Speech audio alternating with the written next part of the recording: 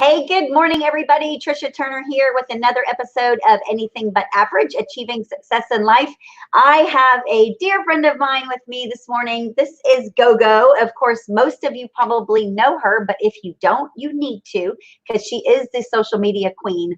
I met Gogo when I joined EXP, and we were instant friends. We have a great time together. She is hilarious. Absolutely love her spirit and her no filter. A lot of times it's amazing. So Gogo, welcome. I'm so glad you're here with me today. Oh my gosh, thank you. I'm so excited to be here. Tell everybody where you are in the United States. Of course, I've said that you're with EXP, but kind of give us a little bit of backstory and what brought you to EXP, please. Like how back? Like what brought me back to the you want to United go? Yeah. Okay, so I live in Pinckney, Michigan. You won't even find it on the map, like a tiny little village. It's called the village of Pinckney. My husband is from here. I originally came in 2003 to the US as an au pair. I live in nanny. And I met my husband right away. We got, this is a funny story. So I met him on a Tuesday. I met his parents and we had the first date on a Saturday, met his parents on a Sunday. Oh my gosh. 2 months later, I was moved in. 2 months later, we were married. Wow. So fast. Fast, yeah. So it's been 17 years now. I'd rather not do this quarantine with anyone else on this earth. So if I have to be quarantined up in between four walls with someone, I'll pick him. We get along really well. Through the years, he became my best friend. You don't know what love is until, in my opinion, until years go by and you realize why you love that person. Oh yeah. And so that's on the family side. We have two boys. They are 10 and 12. They are trying to do their homework right now. This whole homeschooling thing is, oh, Lord help us. You didn't know you were going to be a teacher, did you? Oh, no, I barely speak English, people. Come on. So when you came here, how was your English? Oh, very broken. Like, I thought I spoke English until I arrived in New York, and this big black guy at the airport was talking to me, and I said, English, please, and he said, I'm speaking it. And I was like, oh. If I'm speaking English, then I'm clearly not speaking English because I can understand the word you're saying. So it was many things. First, I didn't realize we were learning proper English, which is British English. So how do you do, water, like you pronounce things totally different. Yeah. That, and then accent and slang. I didn't realize how many different accents there are in the US. And then the slang, usually a line from a movie, a line from a song that I wasn't familiar with. Even if I saw the movie, I saw it in Hungarian translated. So it just does, the jokes are not the same. My husband always says my jokes make zero sense in the US. I find them funny, where my Hungarian friends and my family, we are hunched over laughing. And he's like, yeah, I don't get it. You're right. So that was hard. Slang is still the hardest. Like, yes, last night I was talking to somebody from California, and he said something via DM, and I had to message him back, and I said, I'm sorry, I don't know what that means. And he goes, yeah, that's slang. Sorry. So what that means is this. I was like, oh, thanks for translating. Yeah. And I'm 17 years in the US? Yes. And there are still things that I'm like, I don't know what that means. So you came to the US for like the American dream. Is that what it was? In search of that? Yeah. So I grew up until 1989, I was 8 years old. It was communism, which means it's kind of like living in a shoebox with the lid on. Like, you're cut off from the Western world. You don't get access to the movies, the songs, the news. Like, you don't know what's going on outside of that box. Wow. And so when they killed Ceausescu and we became a democratic country in 89, my dad went first day. He went and bought a color television. He bought a VCR player, and he came home with 2 VCRs, and it was 48 Hours by Eddie Murphy. Oh my gosh. I thought, like, up until that moment, I'd never even seen a Black person. Like, I didn't know they existed. Like, it's truly cut off from the world. Like, you don't know what else is going on besides your little area. And I just thought he was the funniest human being I have ever seen and heard in my life. And I remember as my 8-year-old mind correlating the two, that he's happy. He must be happy because of where he's at. So that's my first recollection of, I'm going to wherever that man is at. Even, I guess at that moment, I didn't even knew America existed. You know what I mean? So it wasn't like I'm going to America, but in my mind, I was going to wherever that man is at because he was so happy. It's crazy. Yeah. Who would ever thought that movie would be like the driving force to get you to America? You know? And when I tell people it's Eddie Murphy. They're like, oh, it's coming to America. I'm like, no. No, it's 48. That would make more sense, you know? That would make more sense, but I'm like, no, it's 48 hours. I just thought he was hilarious and happy and funny and just, I don't know, he looked like somebody that I would want to hang with. So then you come here, and how long were you an au pair? So only 6 months. Okay. So it was a year contract, but because I met Dwayne right away and we fell in love and we decided to get married, and my au pair career wasn't going very well. I don't know if the wife didn't really care having me in the home or how did it really go down on their end. But I think something along those lines. And so it wasn't very pleasant. They weren't necessarily making me feel like I'm a part of the family. And so about 6 months in, I decided to move out and move in with Dwayne. And that was pretty much it. So we got married and the rest is history.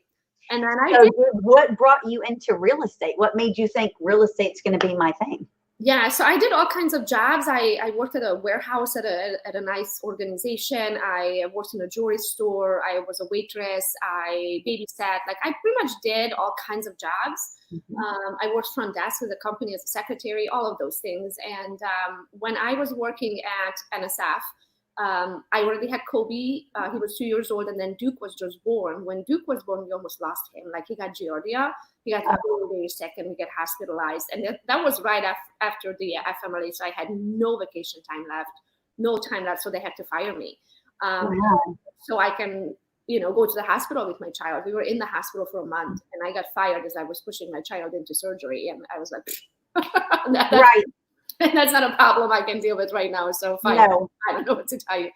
And it was just that time. And then he got really, really sick, and I couldn't. And I remember watching your video. I watched your video about your son. So I know your pain, but I also know God doesn't give you what you can handle. That's right. And the child from up above, when he was still with God, chose me because God knew I could understand the disease and I would take care of him.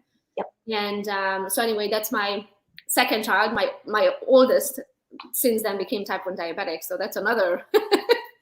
Yes. Cool. Mm-hmm.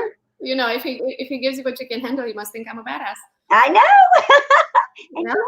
Yeah, I am. So as we were in the hospital pushing him into surgery, I got fired, and I stayed home for 2 years-ish. And I also realized at that time, I'm not a stay-at-home mom type. Like, I love my children, and I'll do anything for them. Even today, we'll drop them up, we pick them up. We are always there at every game. I mean, even when I travel, I try to schedule out my travel around their schedule so I don't have to miss much. Right. Of course, I have to miss some stuff, but I don't want to have to miss the big stuff. Mm-hmm. And so I'm as much of a mom as I can for my sanity and theirs. I want to be a good mom. Yes. And so for that, I have to work. So I have to contribute. I have to put makeup on and leave the house and feel like I'm contributing to society. I do have to make money to value myself. I need to feel like I contribute as much as my husband does. Yeah. So we are equal in this marriage. And so then I was like, I need to go back to work. So I started waitressing at a local restaurant, which I never waitressed before. But I figured that would be a good thing. I mean, I can be home with them all day. When Dwayne comes home from work, I can go and do a little bit of, being out in society, make a little cash. I'm good, for clothes and Marshalls and stuff at Marshalls. Sure. Okay. And right around that time, my neighbor was the marketing director for Capital Title. And she said, you know what? I think you would make an awesome realtor. I already talked to a brokerage. Go talk to them. And I was like, I watch HGTV. Like, I can do that. That's easy. It was only what it's like on HGTV, isn't it? Oh, I know. So many people have such a misconception until they get into our shoes and they're like, oh my gosh, I have no idea what y'all did all day. Mm-hmm. Yeah. He's our full-time realtor too. So now he feels my pain. He probably never gave me the credit or understood, what it's like until he's walking in my shoes now. Yeah. So I went and talked to that brokerage. They said they would pay for my school. They would even reimburse me for the school if I pass it and got hired in. So of course I went to school. I passed it right away. I got hired in. So I stayed with them for 6.5 years. They are called Real Estate One. They are or were the largest company, family owned in the state of Michigan. Okay. That's not a franchise. They have thousands of agents for a family-owned brokerage, so that was good. I was 80. I could do whatever my little heart desired. I had a very good cut on the cap, so I really had no reason to ever leave from there. Yeah. And then in 2018, well, I've been recruited left and right all the time because I was a pretty good producer by that time. And KW got to me in 2018 with their profit share. So really nobody could touch my cap and cut. I had it so good. So I really had no reason. But at that point, I was only chasing commission. Yep. Until somebody opened my eyes and said, there are other ways to make money in real estate besides just commission. And I was like, what do you do? Because by that time, I hit my ceiling. Like I was not another house I could sell without taking time away from the family and time, like taking away from my sanity. I was attached to my phone constantly 24/7. I handle stress very well, but still you're attached to your phone. Yeah. I would work up until last minute until my head hits the pillow. I wake up, drop the kids off, start all over again. And I figured, I'm like, in order to make more money at that point, I had to change something because I can't make more time. I can't make more of me. I could raise my my price range, but already at that time, where the local pricing was about $250, I was already in the low 400s. So I'm like, I can't do that unless I go into the gated community, the top 2%. And you know how that goes. Yeah, you make a commission, but 6 months from now, right? Yeah, if that sells. Yep. So I didn't want to be the specialist of the luxury real estate market. And so I knew at this point I have to leverage. It's the only way I'm going to be able to make more money is to build a team. And I started that a couple of times. It doesn't really go well with my personality. I make people cry on a daily basis. And then they quit. And then I have to start over and train somebody else. And I realized it's not for me. I'm also not willing to change my ways. I mean, the reason of my success has to do a lot with my personality and attitude and mindset and all that. So I'm like, I'm not willing to change myself so somebody can handle me. Clearly, we are not a good fit. So I need to go work somewhere else. So we did that a couple of times. I say we because Christy she's my right hand. She's been with me all this time and she has me all figured out. When she needs to walk in my place, then she says, go, shh. Zip it. I'm not listening. So she's awesome. So we went through that a couple of times and realized it's not for me, but I knew I need to grow. Yeah. I have to be able to figure this out without having to adjust my ways and adjust my personality. And I decided, okay, I'm going to go and get my broker's license.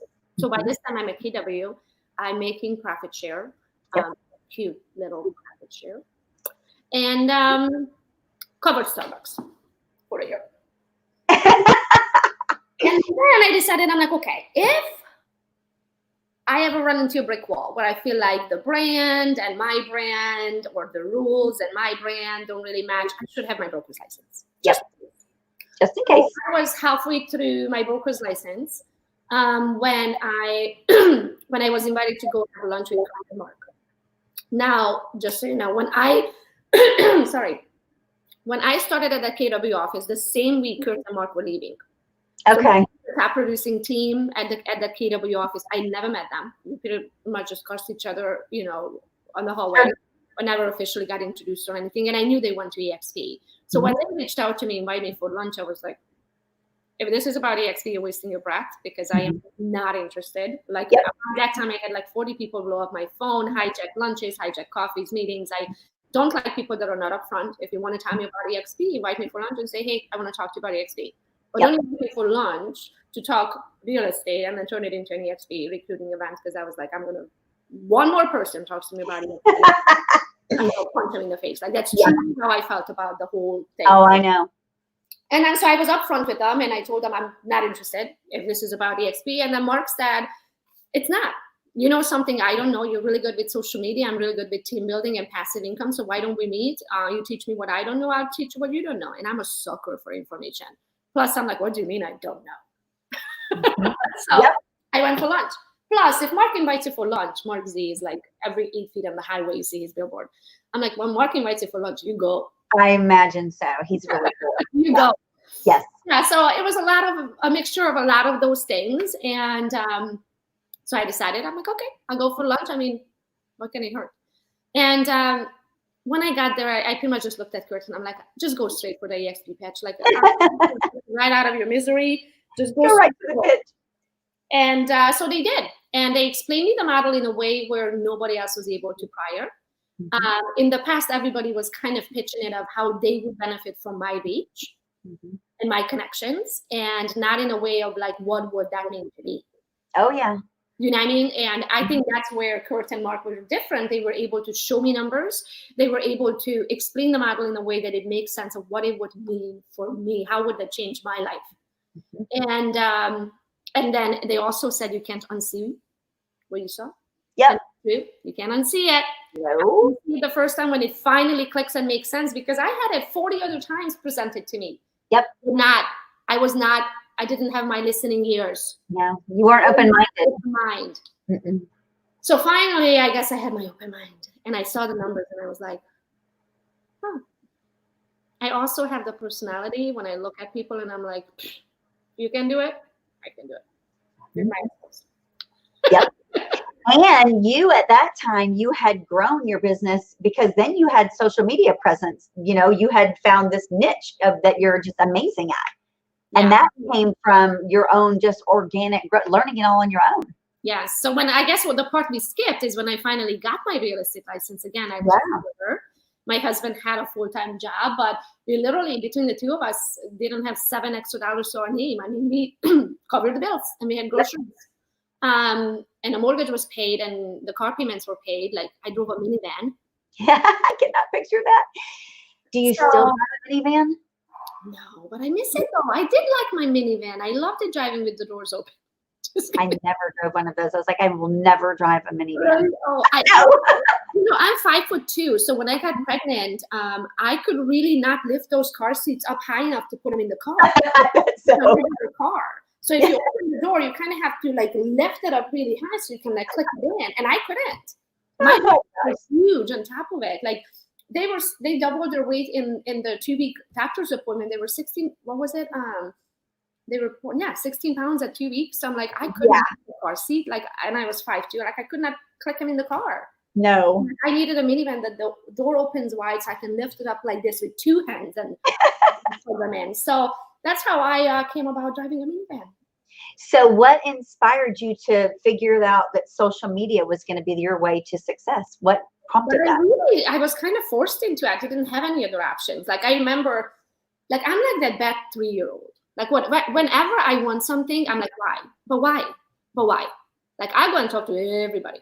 So I went into the office at Real Estate One and I went into every single top producer's office. And then I asked them question, how do you guys do this? Where do you get your leads? What do you spend on marketing? I go into the first office and they're like, well, so our marketing budget is $8,000 a month. And I was like, I have $7. And that's gonna have to come and lunch too today. So, and then I went to the other office and they were like, yeah, so we spend $4,000 a month on Zillow leads and that gives us 150 leads and blah, blah, blah, blah, blah. And I was like, I just want to make $4,000. Like, I don't have $4,000 to spend. So very early on, I realized that, hold on a minute, you have to have money to make money.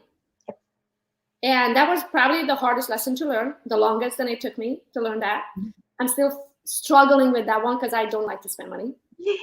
No, you don't. I try anything I can to do it for free. And so again, after interviewing all of them, I realized I don't have money. I don't have sphere of influence. I barely speak English. I'm not from around here. I don't have the cousins and the high school friends that are going to buy houses for me. And so I was like, I barely speak English. So I can't cold call. Like I had a very strong accent at the time. Like imagine now my accent 17 years ago. Like, you know what I mean? Like it was a very strong accent. So I was like, cold calling is not an option for me because people hang up thinking I'm, right. Them.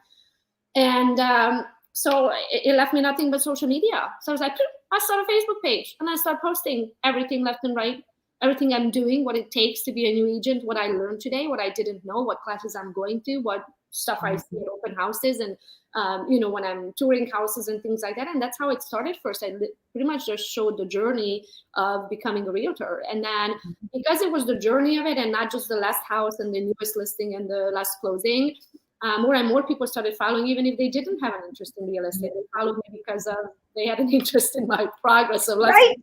They're nosy. They want to see what you're doing all day long. They're nosy. That's all. Straight up. Yeah.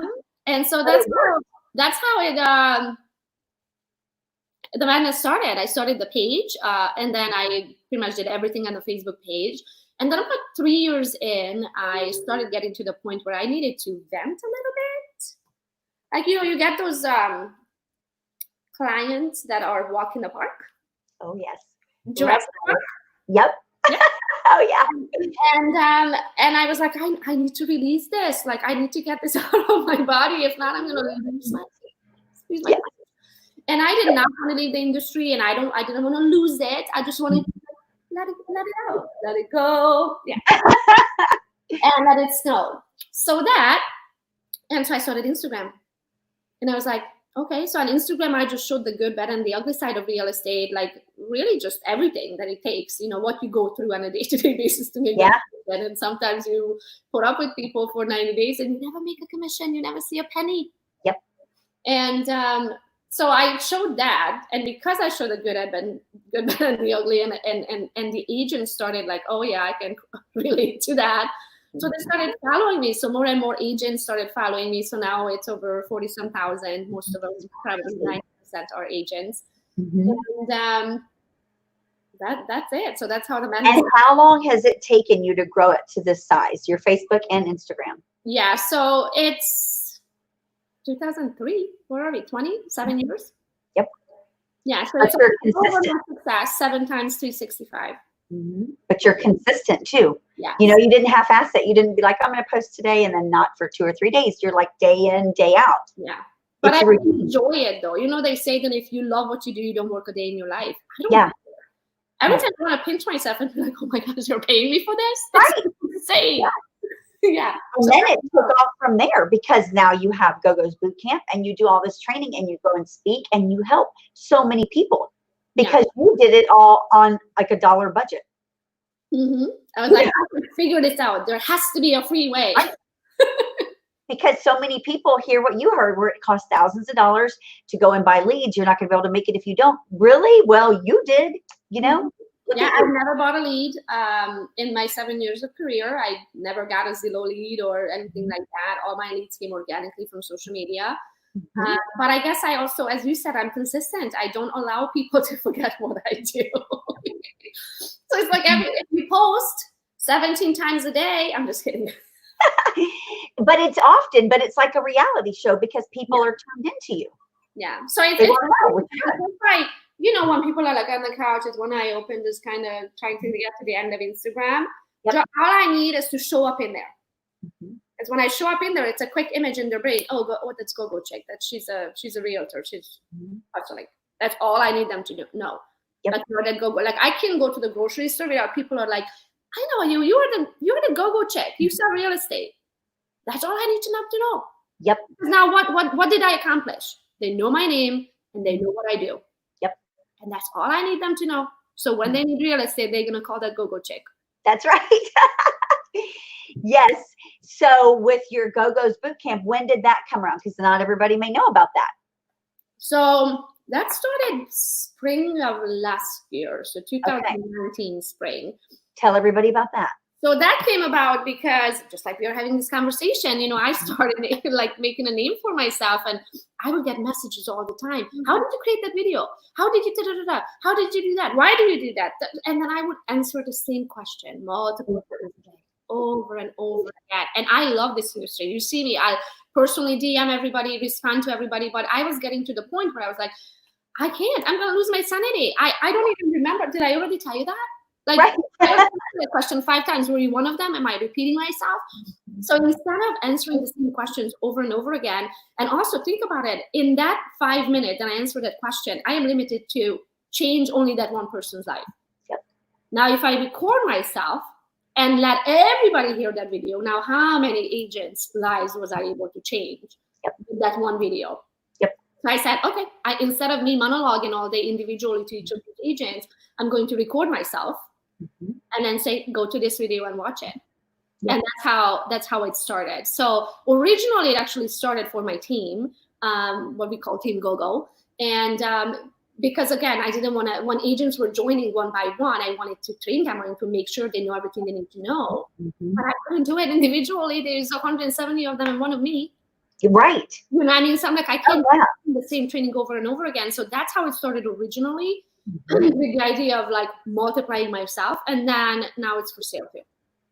And you know what? Now looking back on it, and I'm sure you have, who would have known that here we are in 2020, April of 2020, and there's this coronavirus and everyone's trapped inside. And so people are turning to social media for everything just about, and you have a name for yourself there. You're already established when so many other people have not established. They haven't done anything. Who would have known that you would have already done all of this? You have your own platform, basically, you know? Yeah. And it wasn't with the idea of like, oh, I'm going to be a social media real estate. Like, it's not how it started. Never even crossed my mind. It became out of necessity. You know, I had to figure it out because I'm also the sorest loser. So if I start anything, and very early on, I realized 80% of the agents give up in the first year. In the second year, the second round of 80% gives up. There is really a very small amount that stick it out in this industry. And even the ones that stick it out, the average agent does 1 to 2 transactions a year. Did you know that 80% of the real estate agents nationwide have never sold a home? Isn't that a scary statistic? That is scary. 80%.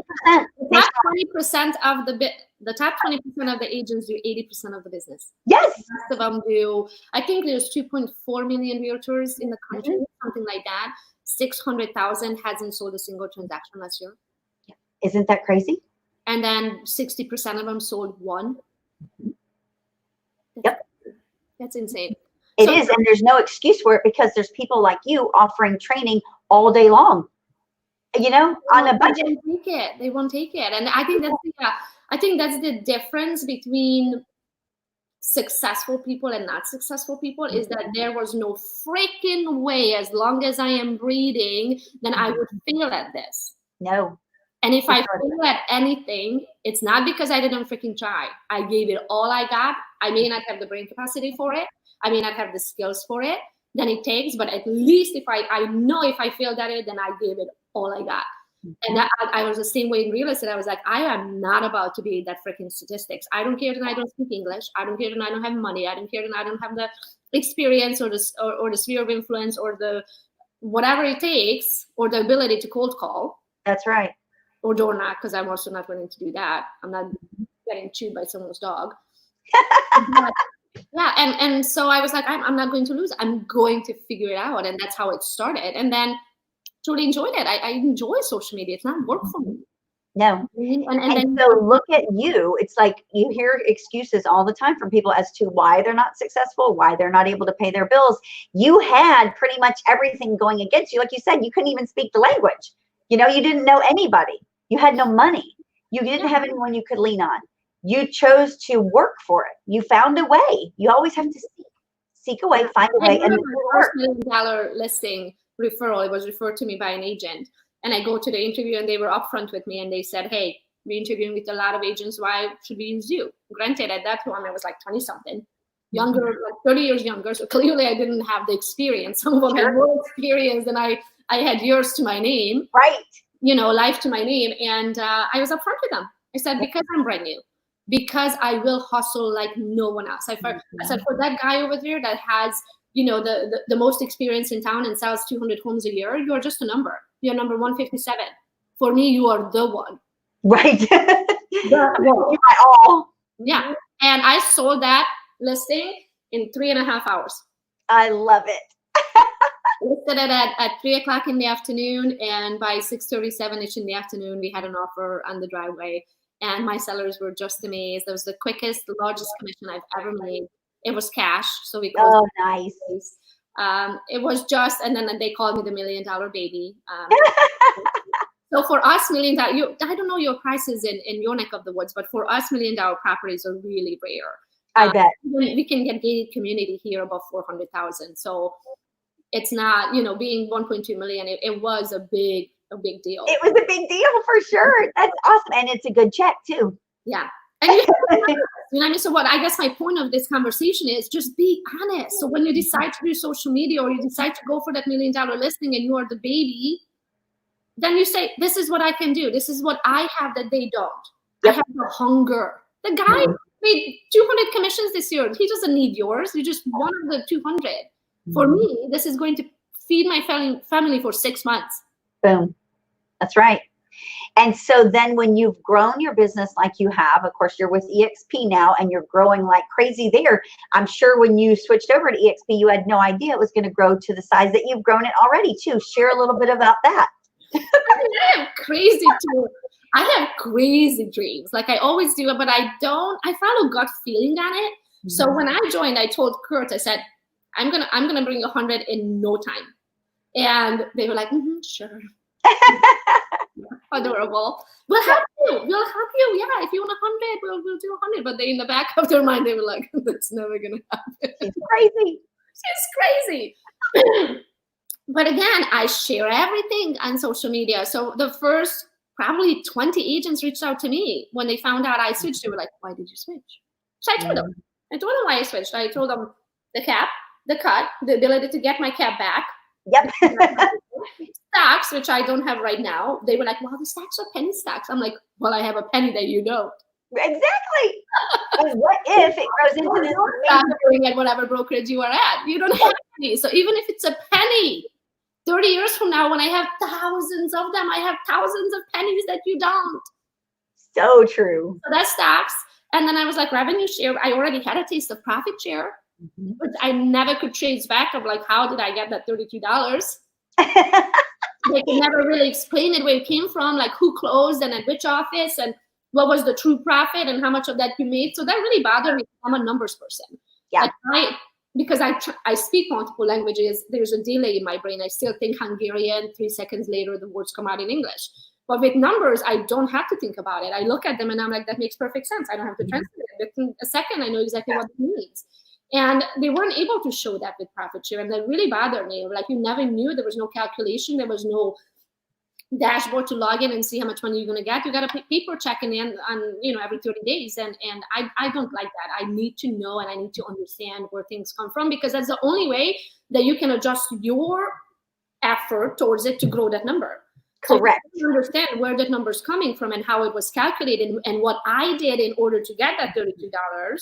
In order for me to turn that 32 into 90 and that 90 into 180, I need to double up on my effort. Right. What did I do? How did I get that 32? Yep. So if I don't understand it, if there's no reason of like, this is how we got to this number, then there's nothing I can do on my end to be able to grow that number. No. And I was like, that needs to change. And so that was my third reason, was revenue share. And that's how it started. I just let the world know I made the switch. And then they were like, what? And they switched with me. And how long have you been with EXP now? October of 2018. That's the same time I did. I thought we were on the same one. Really? Yes, because remember we were at conference for the first time together. That's where we met. Well, I didn't know it was your first time. Yes. Yeah, I literally was like brand new. Wasn't it? Cleveland? Somewhere in Ohio. Cincinnati. Mm-hmm. And it was like everyone there was like new. I knew Michael and Jay and a couple of people. That was it. It was like all new faces. It was overwhelming. I really didn't know anyone. I just got in the car and I was like, well, that's close to me. Mm-hmm. I'm going to drive and get to know everyone. So in this time, how much have you managed to grow your business? So I was able to bring 70-some agents personally to the company. Okay. And they brought their friends. And now we are over 150. Mm-hmm. And you're spread out across the United States, correct? Yeah. And locally. And a couple of them in Canada. I love that. Yeah. And so you have a huge local presence too, don't you? Yeah, we have 40-some agents, local in Michigan. Yeah. But Michigan is big, just like, not as big as Texas, but it's a big state. So we cover a big chunk of the state. But yeah, I guess 40-some are here in Michigan. So with this coronavirus, I know you guys still have shelter in place there, don't you? And we are not essential. Wow. So without social media, no one even knows you exist. Yeah, no. If you don't have social media, you don't exist, really. No, out of sight, out of mind. Yeah, wow. So we can't do anything, really. We're not allowed to do inspections, open houses, no showing houses, not even listing how, like I can go out when I have a listing to measure it or see it or do a listing, and none of that. Like, we are not allowed to leave our houses, pretty much. Do you know when that date will come, when you'll be able to go back to business? So as of now, it's extended until May 15th. And I hope that's the last day. Wow. Here in Texas, things are opening up. Like it was announced yesterday, even more is opening up. Some gyms are opening up. It's like, Oh my gosh. oh, the energy is insane. It's awesome. So I can't imagine what it's like for you there. And then it's cold. And then it's Yeah. until like 3 days ago. So we were literally stuck inside. Like last Sunday, we got a cute little like 50-degree weather. We were outside the garden. We got poison ivy, so there's proof. And then we were stuck inside until Friday. It literally snowed all week.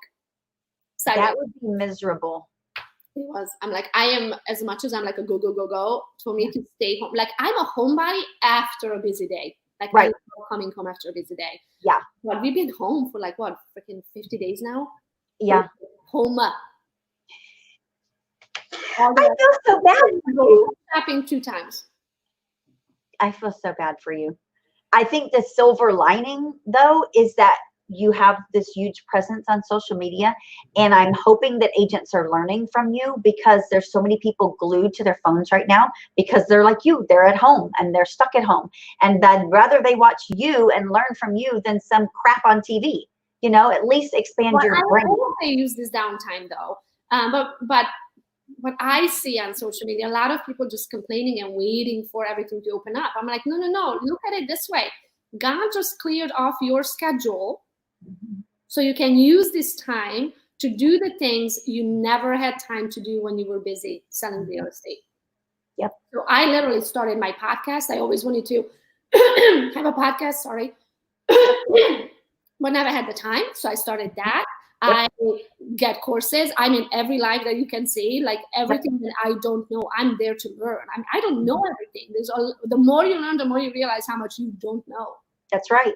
So it's like you should use this time. I mean, knowledge is power. Mm-hmm. That's how you become an expert. Yes. 10,000 hours is what it takes to become an expert. Yeah. As much as I don't like to spend money, how many events have you seen me at? Just like you are at every event, I'm at every event as well. So that costs money. You have to pay a couple $100 to sign up. Then you have to pay for your airplane ticket. You have to share, you have to get a hotel room. Sometimes you share a hotel room. Yep. Things like that. But it is costing money. Nobody. We were supposed to be together last weekend. Did you look at the date? In Orlando. We were. I know. In condo. I know. When we got the cancellation notice, I was like, "Are you freaking kidding me?" I know. I was so mad. Yeah. We had so much fun. Like, I look forward to those times. And we're like, when are we going to be together again? This sucks. Yeah, I'm ready to go anywhere. I mean, as soon as they open the airports, I'm going somewhere. I don't care. I'm going somewhere. So for your team, locally and your expanded team, what are you telling them that they need to be focusing on next 30 days, especially if they're still trapped at home? What are you telling them they need to be doing? So, I'm so sorry. If they are newer agents, I want everybody to go to the Excel program. So definitely pushing that one for everybody. We just came out with the new Gogo's Bootcamp. It's over, probably 50 hours of video training. Yep. So I am pushing them to go through all of that. Then a part that I think is a very important part of our business, but nobody ever makes the time for it, is reviews and feedback. Because when you are busy out there hustling and selling, you're not sending your links for your clients to, hey, would you please leave me a Zillow review? Would you please leave me a Google My Business review? Would you please leave me a Facebook review? Like, you need those things, because especially the biggest market of buyers and sellers soon are going to be the millennials. The millennial is going to Google you. They're not going to want to have a phone consultation. They don't want to make eye contact. They want instant gratification. They're going to Google you. If you don't exist on Google or you don't have 5-star reviews, they're moving on to the next one. And it's very important to get that done. So I've been telling them, if they are a seasoned agent, I said, go make sure that your Zillow professional profile is set up. Your Realtor.com professional profile is set up. Make sure that everything, the photos, the email addresses, the website, everything is the same on all of those sites. Make sure your Google My Business is set up. Make sure my Facebook business page is set up where people can leave reviews. Now, after everything is set up and it's unison, the same photo, same email address, same website, everything is the same, then you're going to go and get your review links.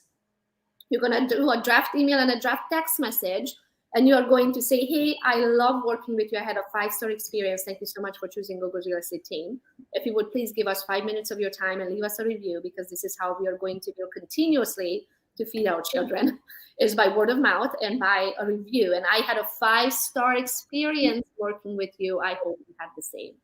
I love that. A 5-star experience. You guys hear that? Use that. Because I'm putting it into their brain of what I'm expecting back. Yeah. Without saying, I hope you leave a 5-star review. Right. But that's awesome. I love that. And thankfully, I'm pretty much 5-star everywhere. There's a 4.9 on Zillow. I think one lady left me a 1-star review. I was the listing agent. She had her own buyer's agent. She was on the buy side. We never talked. I don't even know who she was until at the closing table I was getting a review. And I'm like, who is this? My seller's next to me. She's very happy. She left a video testimonial.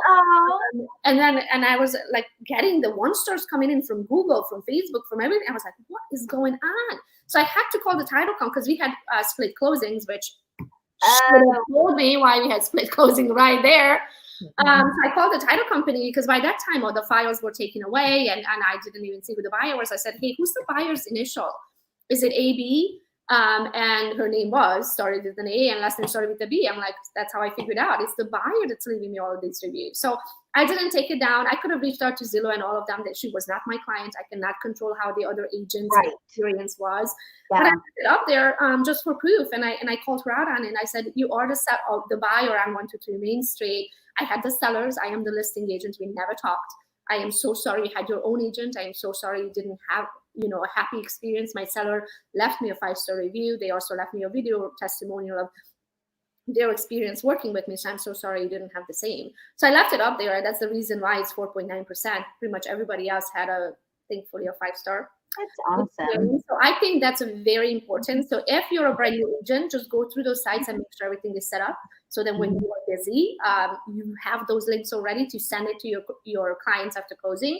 And then if you're a seasoned agent, if you didn't have the time, because Benya was the many transactions, but you didn't have the time, you didn't take the time because you were busy going for after the next commission, to go back. And this is the time to print out your closings from 2019, create a draft email, send it over to everybody, ask them very nicely. They are home. They have all the time on freaking earth. Oh, yes. And to leave you a review. Now, if you were really good and you did all of this already, then you can reach out to them and ask them for a video review.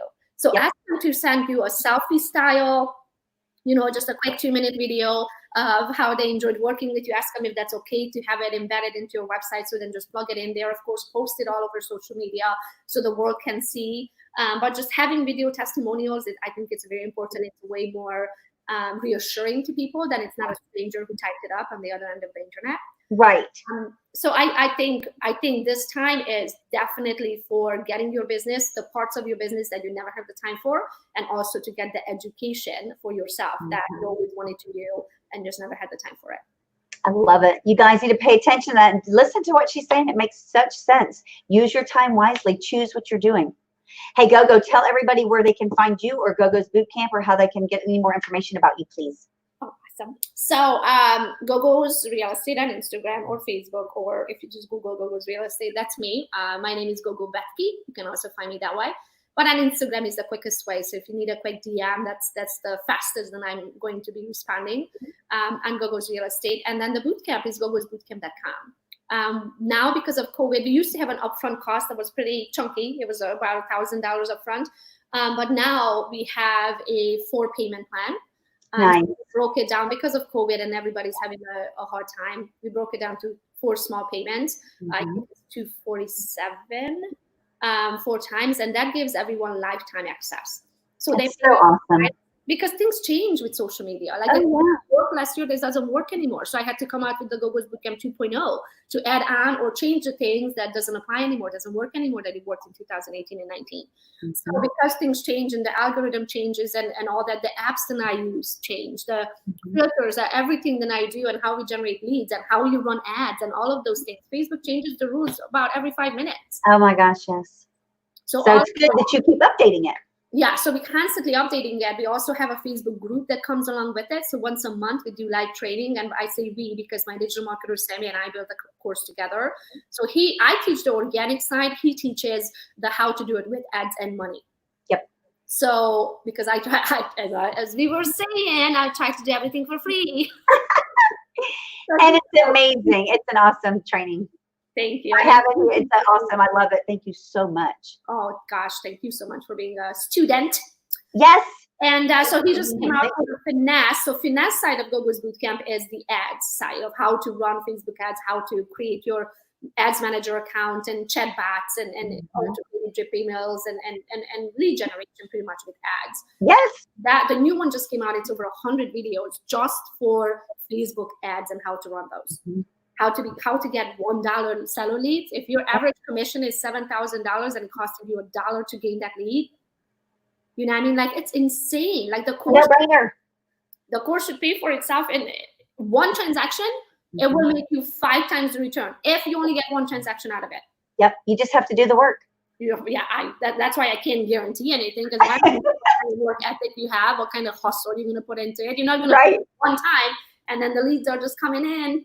It doesn't work like that. No. Consistency is key. So every day.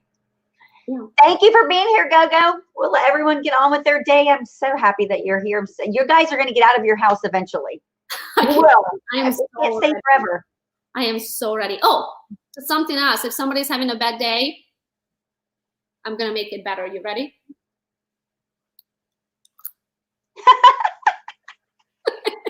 That's the craziest thing in the world. It's not that bad, is it? Your day just got better.